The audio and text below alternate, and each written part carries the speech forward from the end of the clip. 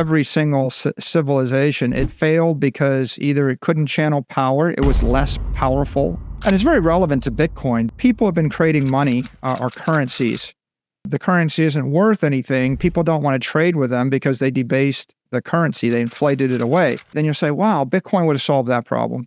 Michael Saylor's passion for history sheds light on enduring truths about humanity's story. Through his exploration of the past, he prompts us to recognize patterns that influence our world.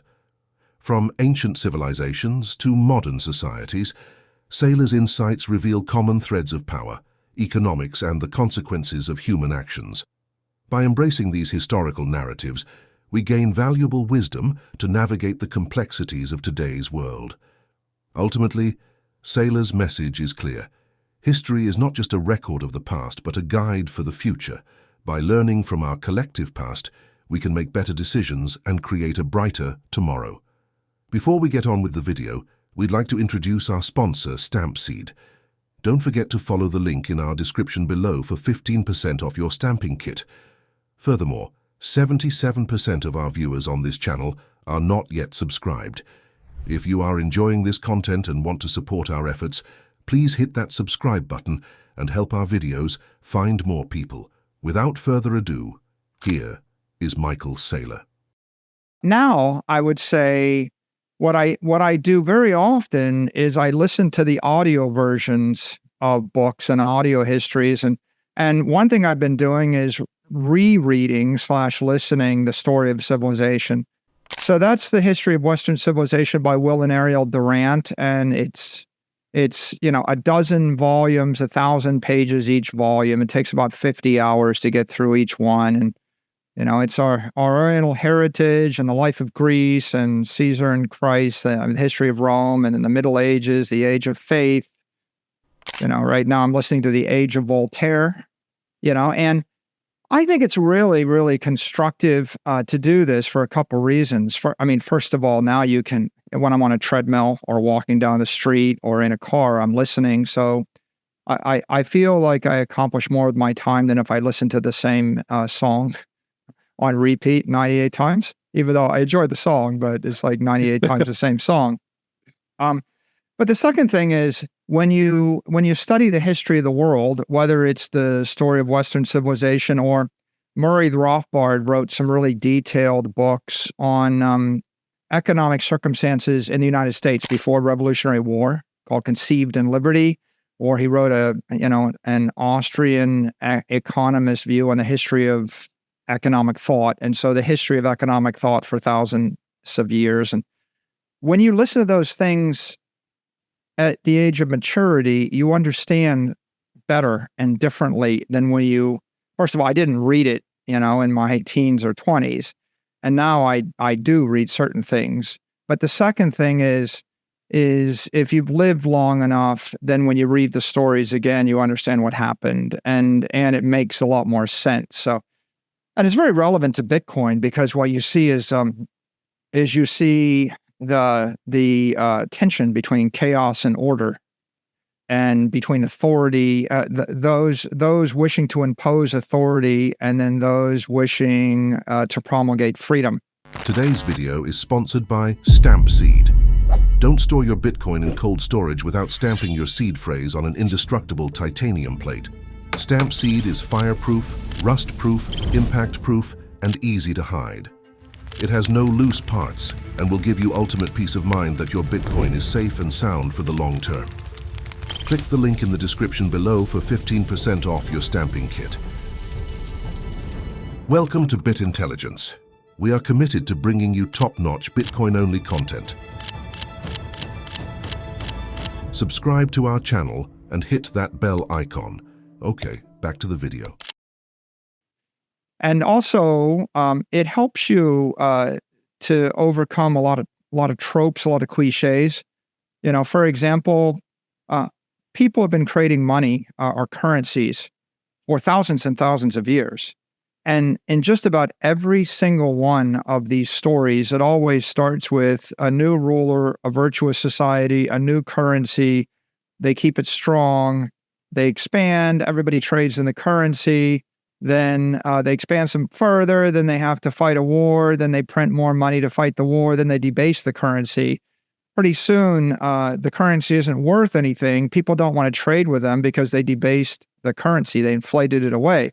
And then at some point, the soldiers realize that the money they're being paid in is worthless, or the soldiers don't get paid. And when the soldiers don't get paid, they all mutiny or they desert. And then invariably what happens then is someone outside of those borders wins the battle. And of course, that civilization blames their decline on the barbarians. Like, it wasn't our fault.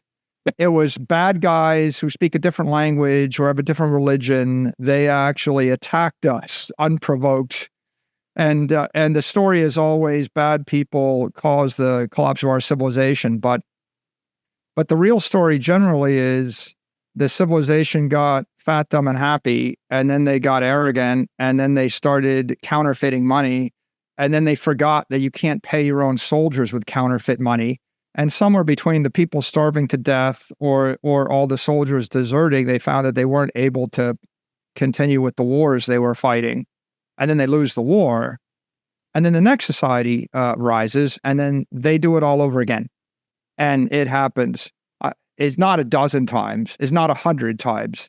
If you read this, it's thousands and thousands of times you see the rise and the decline and the fall and the reemergence. And there are always these common principles. And the principles have to do with power and energy.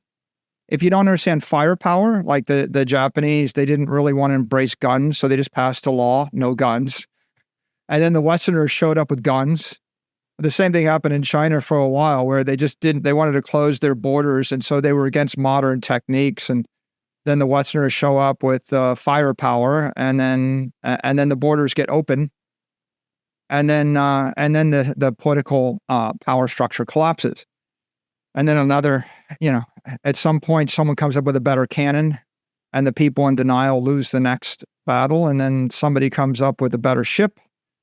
And then the people in denial have less sea power, and so they get choked to death. And then someone comes up with a tank, and then there's airplanes, and it goes on like that. It's always about harnessing power, and you've got the physical energy, and that's how people win the wars. And then you have the economic energy, and all the really good societies, they manage to create trading networks on a strong currency that people trust. And then eventually the grandson of the person that set it up gets a bit cheaper. And then the great grandkids get a bit cheaper. They start fighting amongst each other. Then they debase the currency. Then their armies desert them, and their trading partners don't want to trade with them. And all of the commercial energy bypasses them. And then they blame it on the barbarians. That's all in Will Durant.